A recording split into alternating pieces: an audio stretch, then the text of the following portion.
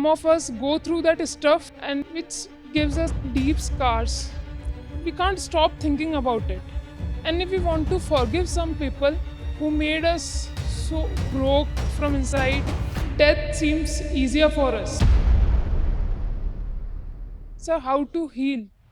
Unnecessary hurt. And it's a very popular thing, very filmy thing. We think of romance as heavenly, divine. It is very easy to let a person become your life. It is very easy to let a person sit at the central place in your life. But you will never be internally deeply hurt. Maybe you will suffer losses, but those losses will not be very deep. The top thing goes to the top one. Good evening, sir. Sir, my question to you is, sir आज के ज़माने में लड़की होना बहुत ज़्यादा tough लगता है. Like we hear a lot of painful stories. Some of us go through that stuff, and which gives us a deep scars. So how to come? हम उस दर्द से कैसे निकले? मतलब उस दर्द के बारे में सोचते हैं तो और दर्द बढ़ता है, लेकिन हम we can't stop thinking about it. And if we want to forgive some people who made us so broke from inside that death seems easier for us. So how to heal? Thank you for the question. Thank you, sir. I'll focus on the part of the question that deals with hurt and forgiveness.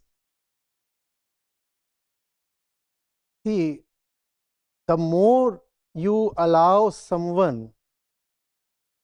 to become the very center of your life, your very identity, the more will be the hurt, the deeper will be the wound when that person deserts or disappoints you. Please understand. We talk of forgetting and forgiving in relationships. We talk of forgetting, forgiving, but none of that is possible if you remain hurt. And if you are indeed hurt and are yet talking of forgetting, forgiving, then it is a mere pretense. As long as it is hurting within, it will remain impossible to forgive. Then you can pretend that you are forgiving, fine. And sometimes you have no option but to pretend, because you can anyway not extract revenge. That other person might be in a powerful position and there is no way you can even up against him. So you say, no, I have forgiven that person. I don't want any revenge or retribution. The thing is, forgiveness is not possible. Forgiveness is not possible as long as you remain hurt. And you will remain hurt when your very identity is tied to an unworthy object. That unworthy object will change its association, rise, fall, not act according to your expectations, and then there will be hurt. No person, no thought deserves to become the center of your life. At least not too quickly. Not too quickly.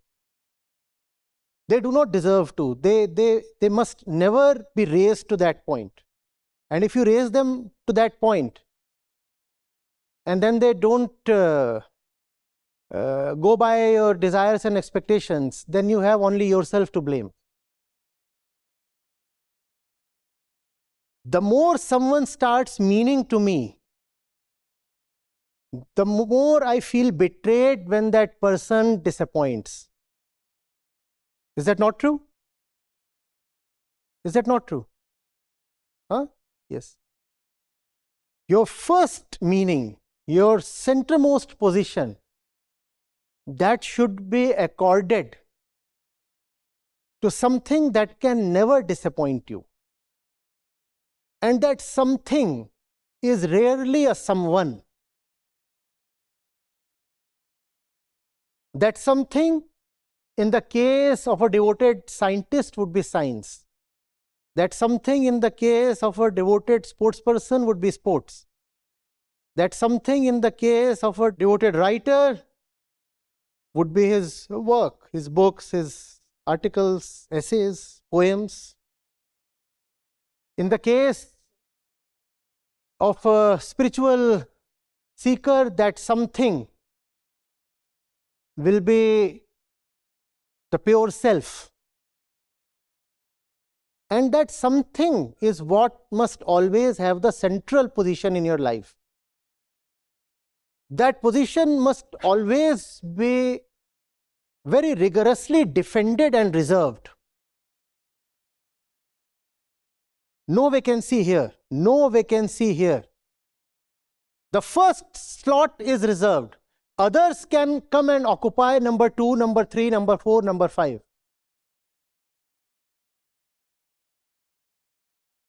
The first slot is reserved, others can occupy other slots.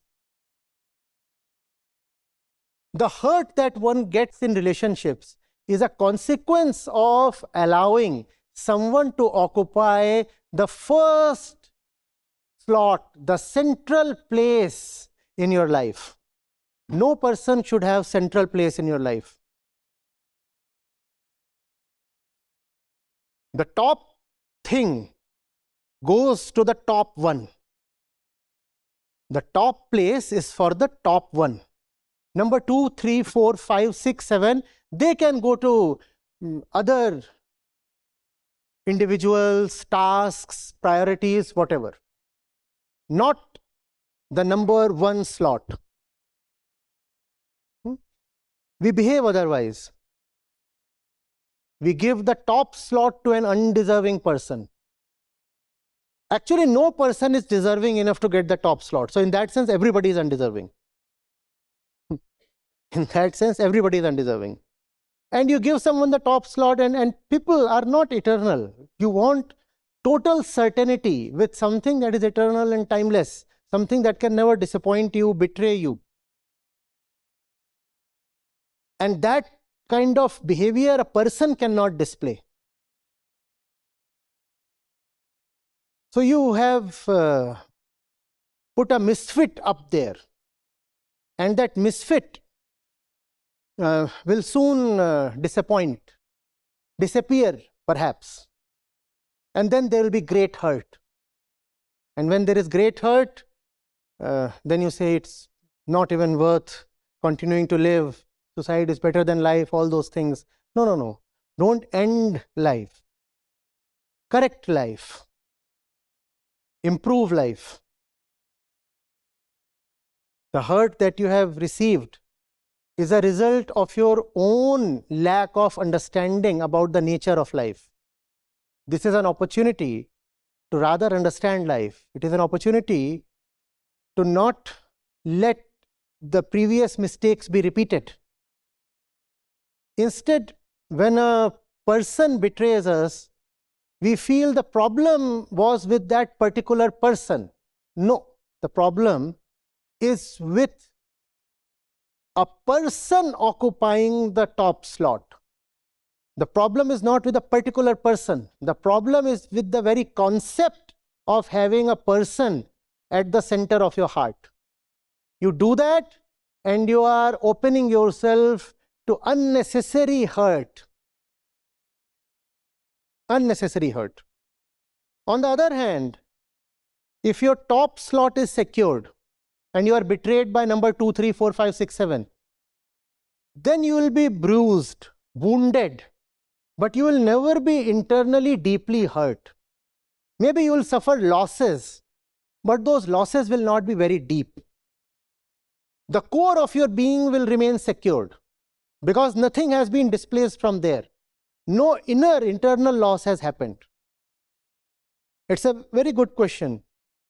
coming at your stage, your background, your age, it becomes very easy, and it's a very popular thing, very filmy thing. We think of romance as heavenly, divine. It is very easy to let a person become your life. It is very easy to let a person sit at the center of your universe. But if you do that, you are making a very common, very primitive, and a very hurtful mistake. So avoid. Yes. Hello, Acharya Ji. My name is Arvind Rajawat. I am a professor here in MANIT. First of all, welcome for coming here. So this could be about the majority. There is an individual goal in it, like individual goals of an institute. If I talk about the educational system, there is a student. The student has their own goals. They want to go for placement. There is a faculty. They have their own goals. Some are related to careers and are being defined. Related to the institute's policy, like how many projects to take, how many papers to do, and then that goal is based on national policy. Some are related to careers and are being defined, related to the institute's policy, like how many projects to take, how many papers to do, and then that goal is based on national policy, in which we can see differences of this kind, like between Harvard and where there can be disputes. There can be differences at this level, where there is talk of stopping Harvard's funding, so obviously the national policies affect them. Then there is the market. So at so many levels, the different fragmentations that are seen, it appears as an educational system. How many parts is this divided into, and is there any solution to it? Can I operate by looking at it as a whole, integrally? And on the other hand, it seems that if this is everything, then it keeps us busy with arrangements. But what arrangements are they making? The question is, in the education system, there are multiple stakeholders, and each one has a separate set of priorities, right? The government, the central government issues a set of guidelines, and they have a certain policy that they want to get implemented. The NEP is there, for example, and various kinds of forces, including religious and cultural forces, have stakes in the NEP. Then it comes to the students, who have their own priorities that relate to placements and higher education after graduation. Then there are parents who have their own priorities. Then there is the market that says you should teach that which is currently being practiced by us so that your students are employable with us. So he's saying there are so many stakeholders, and not all of them have aligning priorities. What do we do? Okay, what do we do? We have so many of us here, right? So many of us here, and we all are separate individuals, distinct personalities, right? Coming from different backgrounds, right? Before the stage was occupied, what were we doing? Let's say we have 500 or 700 of us here. What were these 500 people doing before the stage was occupied? Looking hither, thither, this way, that way, talking to each other, getting up, looking for a better chair to sit on, trying to locate where one's friend is sitting. There's a pretty face there. This one. Where's that one come from? All those things, right? All that was happening, and that's personal priorities, and that would happen. And someone would say, the speaker is not yet there, so let me, till that time, scroll a little. So many of you would be busy with Instagram. And all of that was happening in this hall itself, because we have 500 different universes here. We have 500 different sets of priorities here, right? All that was happening. In fact, if there would have been 20% people who would have been looking in this direction, because someone loves videography or cameras. So, hey, what make is this one? Which particular model is this one? And that one? And wow, fascinating. And someone likes something else, and someone is looking at the exit door, and someone is saying, okay, fine, I have to complete an assignment, and carrying a notebook and doing something, and all those things are happening. There is so much divergence, no? There is so much divergence. One does not see any kind of alignment. But what happened the moment the stage got occupied? What happened the moment the stage got occupied? Now, all of you are still very, very different personalities. How come all of you are looking in one common direction now? How is it possible? Because something more important has appeared in front of us. And then your personal priorities become secondary or subservient. You say all that can be kept aside. Something important, and something so important that it is important to everybody equally, is now seen. And then you can leave other things aside. Most of us, that is. Some of us might still be busy with Instagram. Are you getting it? In spite of all our differences, there is something certainly that we all commonly value. If that is revealed, then these contradictions are taken care of. Then the fault lines disappear. Otherwise, there are only contradictions and contradictions. And that one will say, I have that thing that I value more, and this one will say, I have that thing that I value more, and there will never be a common meeting point. The common meeting point is greatness itself. Vedanta calls that as Atman, the true self. Only that is what is common between all individuals. Only that. And if you cannot have that in life, then all you will have is divisions, conflicts, contradictions, disagreements, and dissipation of energy. Because one half is trying to go this way, the other half is trying to go this way, and there's a lot of wastage. Are you getting it? There has to be an overarching vision. The education system has to include something that everyone can be ready to lay down his or her life for. And I'm not talking of indoctrination. I'm talking of revelation. I'm talking of really knowing what life is worth living for. And that is the only point of unity, commonness, cohesiveness. Otherwise, we all are distinctly different people.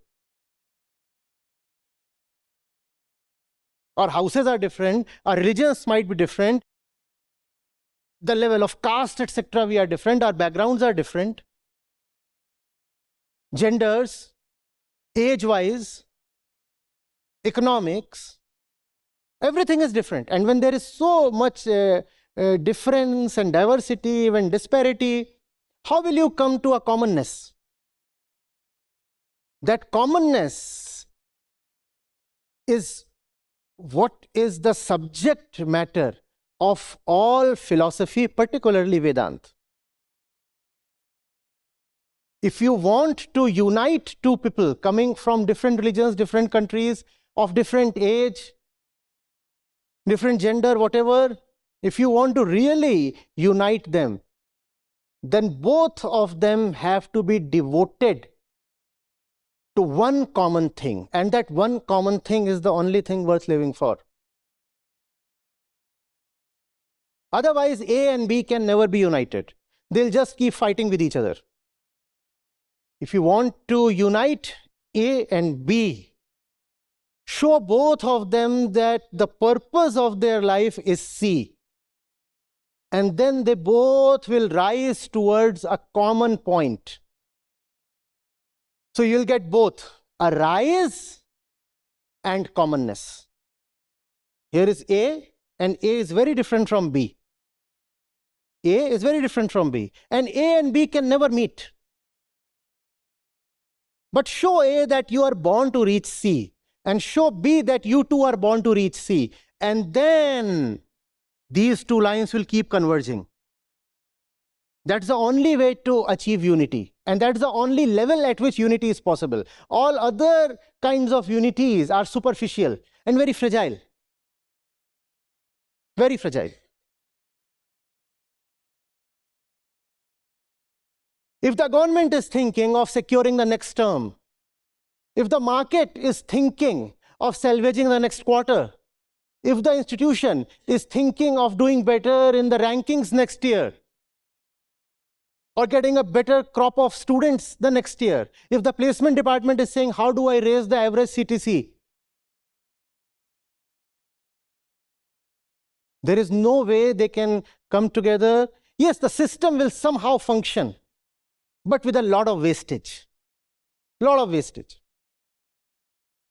But when there is this C present, then all these stakeholders work commonly towards C in their respective ways.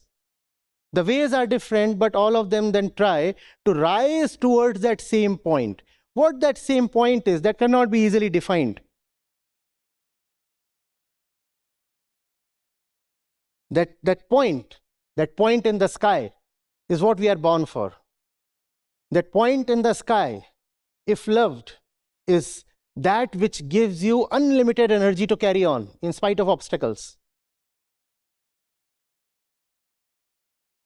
Are you getting it? This happens in the interactions between various departments of an institution. It happens in the interactions between various ministries of a government. It happens in the interactions between various members of a family. You see, we think in a family situation, let's say, we think we like each other, we love each other. See, loving each other directly is not possible because A and B, they are different at the level of personality, and therefore they'll always have different priorities. And that's why even in relationships, love is so difficult.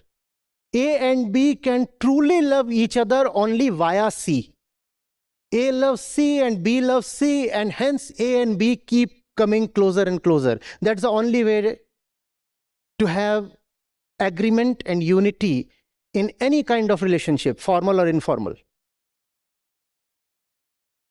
When A and B directly try to approach each other, then that's like two protons trying to come close. Won't happen.